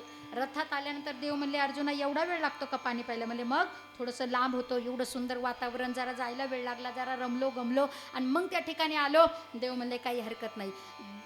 म्हणजे प्रत्येक वेळी भगवान परमात्मा रथ अगदी सुंदर पद्धतीने त्या ठिकाणी चालवायचे, काही त्या ठिकाणी हालचाल नव्हती. पण त्या दिवशी देवाची हालचाल अशी होती ना, असा हात वरती करायचे आणि जोरजोरात त्या ठिकाणी रथ हाकायचे. पण हात वरती केल्यानंतर एक बोट सुद्धा वरती करायचे. अर्जुनाने जशी अंगठी सुभद्रा मैयाला दिली होती तशीच अंगठी देवाच्या हातात दिसली. कुणाला? अर्जुनाला. अंगठी तर ही माझ्या अंगठीसारखी दिसती, आतापर्यंत तर कधी बोटात दिसली नाही, आजच दिसती. बरं ही अंगठी तर मी तिला दिली आणि ही अंगठी इथं कशी आली काही कळत नव्हतं. घाईने रथ पोचला. रथातून उतरले तसे घाईने घरात गेले. घरात गेल्यानंतर आवाज देऊ लागले सुभद्रे सुभद्रे सुभद्रे बाहेर ये. एवढा घाईने हाक मारताय, अशी हाक कधी जोरात मारली नाही. म्हणून त्या पटकन घाईने बाहेर आल्यानंतर पाहिलं, म्हटले अगं अंगठी फक्त अंगठी म्हणू लागली. जेव्हा सुभद्रा माया पुढे आली म्हणली अंगठी. ती म्हणली अंगठी? अहो कशाची अंगठी? अगं अंगठी ती अंगठी. म्हणजे कुठली अंगठी? अगं ती नाही का ती झाडाखालची अंगठी. ती म्हणजे झाडाखालची? अहो कुठली अंगठी, कुठलं झाड, काहीच कळत नाही. अगं ती नाही का मी तुला बोलता तुझ्या बोटात घातली? म्हणजे तुझ्या बोटात? अहो मी अजून वेणी पणी केली नाही, चांगली साडी घातली नाही, मी कुठं झाडाखाली आली? म्हणले तिकडं मी नव्हते. अर्जुनाला राग आला म्हणजे हे बघ मी तुला खरं खरं विचारतो अंगठी कुठे आहे सांग. अगं ती नाही का झाडाखाली तुझ्यासोबत तुला बोलत असताना तुझ्यासोबत बोलत होतो आणि बोलता बोलता मी शेवट उठताना तुझ्या बोटात अंगठी दिली. ती म्हणली कुठली अंगठी आणि कुठलं झाड आणि कुठली मी. अहो मी नव्हते. मग अर्जुनाच्या तोंडातून पटकन शब्द गेला तू नव्हती मग तुझ्यासारखी ती कोण होती. मग मात्र सुभद्रा मैयाला राग आला म्हणजे माझ्यासारखी ती म्हणजे माझ्यासारखी कुणी दिसली म्हणजे घरात काम करायला मी आणि अंगठ्या वाटायला किंवा अंगठ्या द्यायला ते. हे पटतं का म्हणले तुम्हाला. आतापर्यंत तुमचं लय ऐकलं. बघता अर्जुन खवळले रागात आले. अगं ती तूच होती. अगं ती तुलाच अंगठी दिली असं काय करते. हे बघ जास्त काही बोलू नको. आजपर्यंत माझ्या पुढे काही बोलली नाही आजच तू बोलायला लागली. दोघांचं जे भांडण झुकलं इतका राग आला अर्जुनाला इतका राग आला की हात त्या ठिकाणी उघडणार आता मारणार सुभद्रा मैयाला. एवढ्यात भगवान परमात्मा हाताची घडी घालून बाजूला उभा होता. तो पटकन मध्ये आला हात धरला म्हणले मारू शकत नाही. बघता अर्जुनाने देवाकडे पाहिले म्हणले देवा हे आमचं फॅमिली मॅटर आहे. तू याच्यात पडायचं नाही. आणि शहाण्याने किती जवळचा माणूस असला तरी नवरा बायकोच्या भांडणात पडायचं नाही. ते सकाळी भांडले दुपारी गोड होऊन जातात. कधी गोड होतील आणि कधी भांडतील सांगता येत नाही. देवा हे फॅमिली मॅटर आहे तू आमच्यात पडायचं नाही. भगवंत म्हणले अरे ती माझी बहीण आहे. तुझी जरी पत्नी असली तरी ती माझी बहीण आहे. अंगठी काय करतो अंगठी काय करतो. मग देवा असा परत बोटवरती करून बोलायचा. मग ती अंगठी पाहिली न सांगता करी सर्व काम तो स्वतःच सगळं झाला.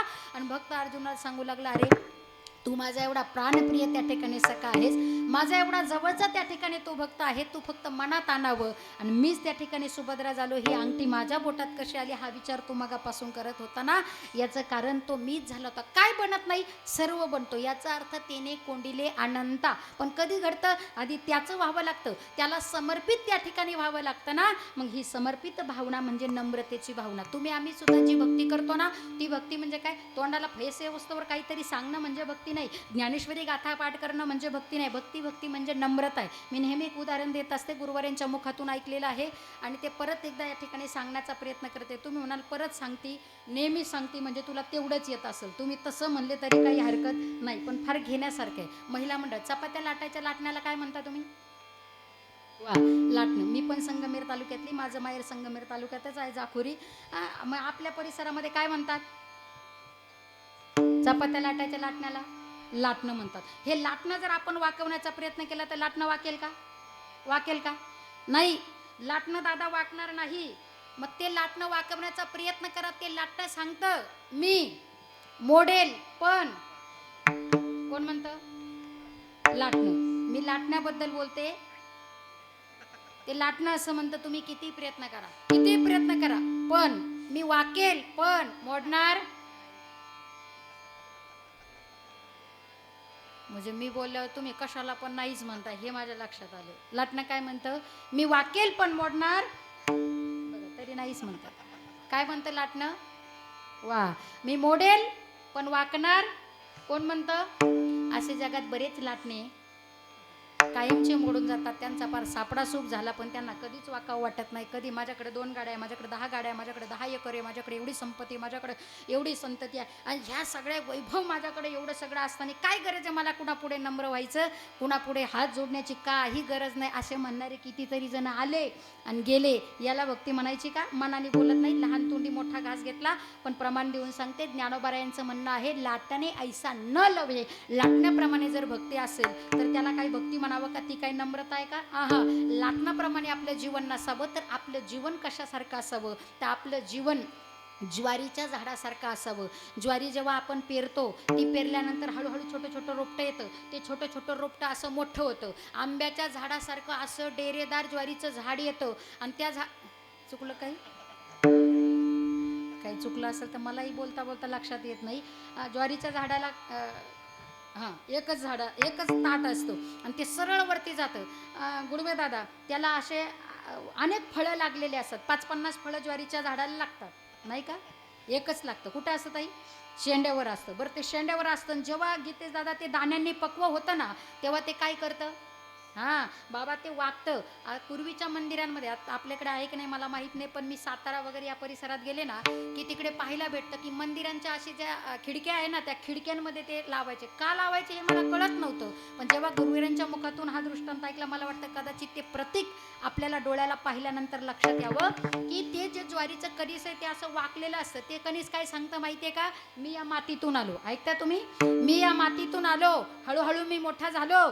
मला मोठं करण्याकरता अनेकांची काय आहे, साथ आहे, म्हणून मी मोठा झालो. त्याची कृपा आहे म्हणून मी इथपर्यंत आलो. मी अनेक दाण्यांनी भरलो, म्हणजे अनेक पद प्रतिष्ठा जे काही असेल त्या सगळ्यांनी मी भरून गेलो. पण मी एवढं सगळं असून जर असाच वरती राहिलो तर मी एक दिवस असाच वर तोंड करून जाईन.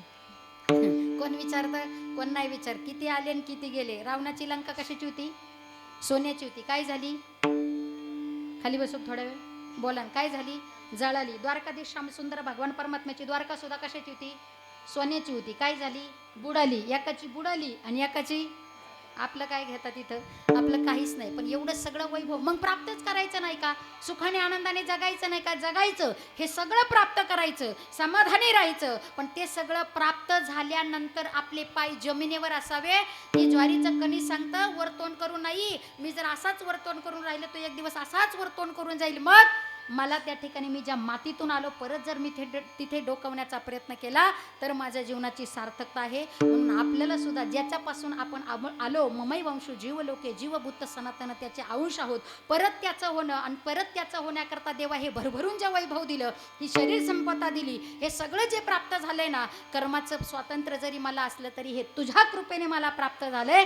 आणि त्याचं म्हणणं, त्याच्या पुढे जाणं, नम्र होणं, एवढी जरी नम्रता आपल्याला जीवन जगता जगता ना तरी तिने कोंडिले अनंता, हे सुद्धा शुरत्वच आहे. आणि हे शुरत्व ज्यांनी मिळवलं ते माझे संत आहे. म्हणून हेचे शुरत्वाचे अंग हरी अनिला श्रीरंग.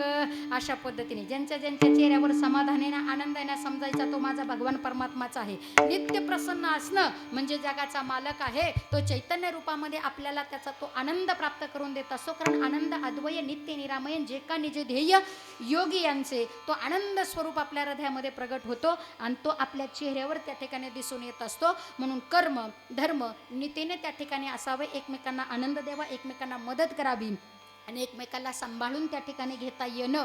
नाहीतर काय, फक्त एक चुकला की त्याच्याकडे बोट करायचं. 4 बोटं आपल्याकडे असतात, एक बोट एकाकडे असतं. ह्याचा विचार केला पाहिजे. गुरुवर्य सांगतात खलबत्ता घ्यायचा आणि आपलंच कुटायचं, लोकांच्या कुटीत बसायचं नाही. आपलंच काय थोडं का लोकांच्या कुटीत बसायचं. आपण आपला स्वतःचा विचार करायचा आहे आणि स्वतःचा विचार करत करत त्या ठिकाणी कधी मला तो एकदा भगवान परमात्मा भेटेल, तेने कोंडीला अनंता, हे जर साधू संतांनी आम्हाला दाखवून दिलं, त्यांच्या कथेतून त्यांच्या जीवनमार्गातून आम्हाला जर पाहिलं भेटतं तर कधीतरी तो आनंद आमच्या जीवनात येईल का. विठ्ठलाची एक देखलिया जन्म आल्याचे सार्थक, तो कधीतरी आम्हाला भेटेल का. कारण एकदा का हा देह संपला, हे सगळं इथेच त्या ठिकाणी सोडून जावं लागणार आहे. छोड कर संसार जब तू जाएगा, कोई न साथी साथ तेरा निभाएगा, कोई न साथी साथ तेरा निभाएगा.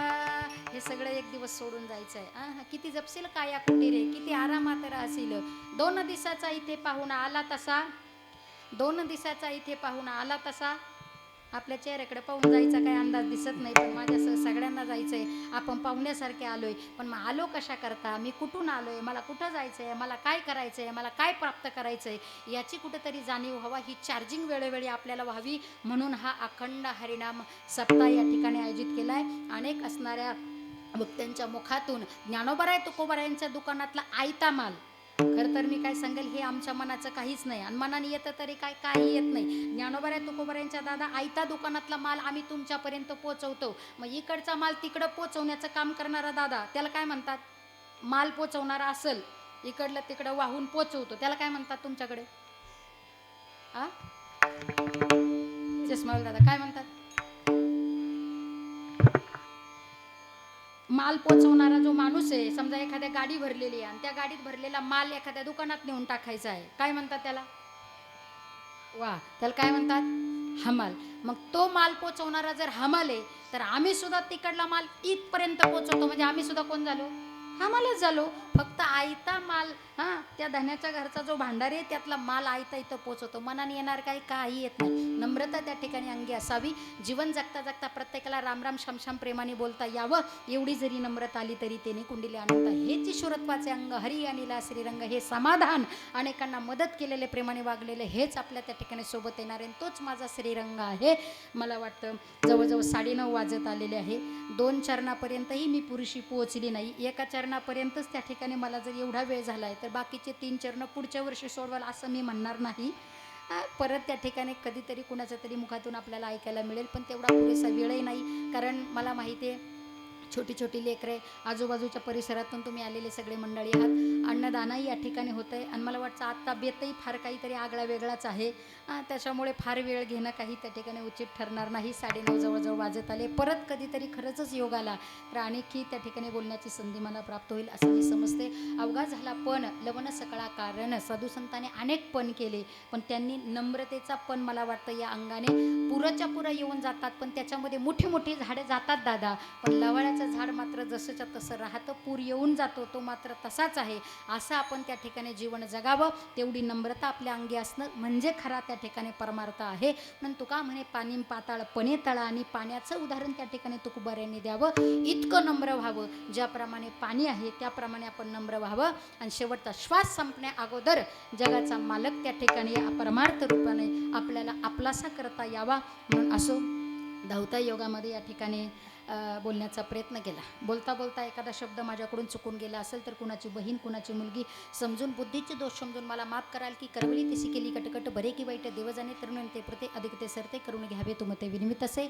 समस्त सर्व क्षेत्र सांगवीकर, समस्त ग्रामस्थ सप्ताह कमिटी असेल, ज्ञात अज्ञात उपस्थित सर्व गुरुस्थानी महाराज मंडळी असतील, आजूबाजूच्या परिसरातून आलेले गुरुस्थानी मंडळी असतील, वारकरी संप्रदायाशी निगडीत सर्व भक्त मंडळी असतील, तुम्ही माता माऊली असताल आणि या असणाऱ्या साथ देण्याकरता मी खरंच माझं भाग्य समजेल. आज गा नको केलं असणार आमच्या नंदिनीताई असतील, ज्ञानेश्वरीताई असतील, आमचे आपल्या परिसराचं वैभव गुळवे महाराज असतील, परभणीवरून आलेले आमचे बुधवंत महाराज असतील, ध्येयपूर्ती वारकरी शिक्षण संस्था, आमच्या बालसखी असणाऱ्या सुनीताताई गजे त्यांची असणारी, त्याचप्रमाणे हरिभक्तपरायण अगदी परमार्थाचाही वाटा मोठ्या आदराने आणि आपल्या सर्वांची साथ ज्यांना आहे, आपल्याच गावातील असणारे मृदंगाचार्य हरिभक्तपरायण श्री आमचे गीतेजी दादा असतील आणि त्यांची असणारी ही सगळी संस्था, या सगळ्या कन्या भगवती स्वरूप, त्याचप्रमाणे चोपदार काका असतील, विनयकरी दादा असतील, हार्मोनियम वादक आमचे भाग्येश महाराज असतील, बालस्वरूपा राजेश्वरी दिदी असेल, सुंदर सिस्टीम ऑपरेटिंग करणारे सिस्टीमवाले दादा असतील, दादांनाही धन्यवाद.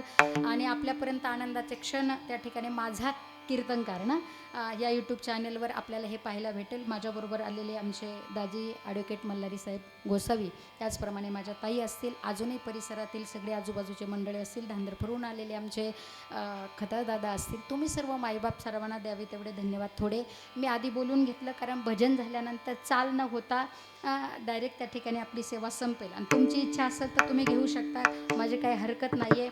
आणि परत एकदा चुकला असेल तर बुद्धीचे दोष समजून मला माफ कराल. आणि ज्या नामाने तो नामी हा भगवान परमात्मा हळूहळू आपलासा होतो, ज्याच्याकरता तुम्ही आम्ही 8 तासाने सप्ताहातील 1 रुपयात कमवले 4 तरी इथं येऊन त्या ठिकाणी देतो, दान धर्म करतो आणि आपल्याला या ठिकाणी हा हे वैभव पाहायला भेटतं, त्या भगवान परमात्म्याचं एकदा मोठ्या प्रेमाने भजन करायचं आहे. विठोबा रखुमाई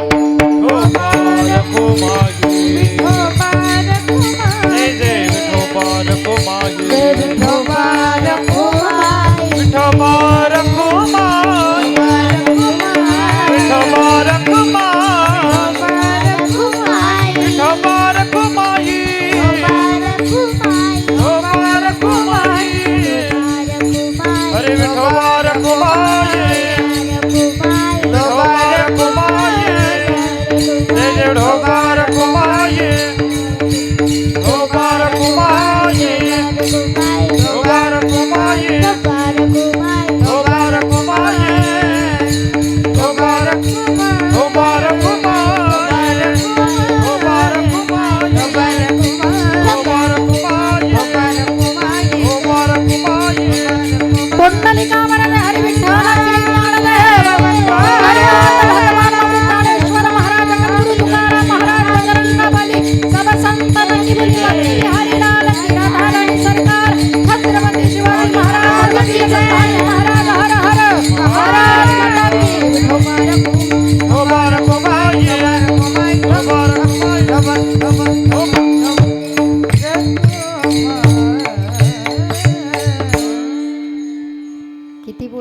कमीच आहे. त्यामुळे भगवंताच्या चरणाशी, हनुमंतरायाच्या चरणाशी ही सेवा समर्पित या ठिकाणी करत आहे. एकच वाक्य सांगून जाईल. खूप आनंदाने 9:30 काय आपण 11 पर्यंतही बसू शकतो आणि कुठल्याही वेळेत आपण कीर्तन करू शकतो. जगातील सगळ्यात मोठा संप्रदाय वारकरी संप्रदाय, ज्ञानोबा तुकोबा यांचे अनंत उपकार आहे. आणि हे हिंदवी स्वराज्य निर्माण करून तुम्हा आम्हाला वाघासारखं जगायला शिकवलं आणि तुम्ही आम्ही आजही ताटमानेने वाघासारखे बसलो म्हणजे माझे छत्रपती शिवाजी महाराज असतील, छत्रपती शिवाजी महाराज असतील, धर्मवीर संभाजी महाराज असतील आणि या सगळ्या राजा महाराजांमुळे या मातीकरता लढले. हे सुद्धा शूरच आहे की ज्यांनी तुम्हा आम्हाला एकत्रित ठेवलं, तुमच्या आमच्यात देव पाहिला आणि आपल्याला स्वातंत्र्य बहाल करून त्या ठिकाणी दिलं. म्हणून म्हणावं असं वाटतं, घासल्याशिवाय धार नाही तलवारीच्या पातीला, घासल्याशिवाय धार नाही तलवारीच्या पातीला. आणि छत्रपती शिवाजी महाराज आणि धर्मवीर संभाजी महाराजांशिवाय शोभा नाही या महाराष्ट्राच्या मातीला, या महाराष्ट्राच्या मातीला, या महाराष्ट्राच्या मातीला शोभा नाही आहे. म्हणून त्या मार्गाने जात असताना आपलं कपाळ कधीच मोकळं ठेवायचं नाही. या कपाळावर कुंकवाचा म्हणा, बुक्याचा म्हणा, अष्टगंधाचा म्हणा, काहीतरी टिक्का ठेवायचा आहे. या धर्म मार्गाने जायचं आहे. आपल्या मुलींना अंग भरून कपडे घालायला शिकवा.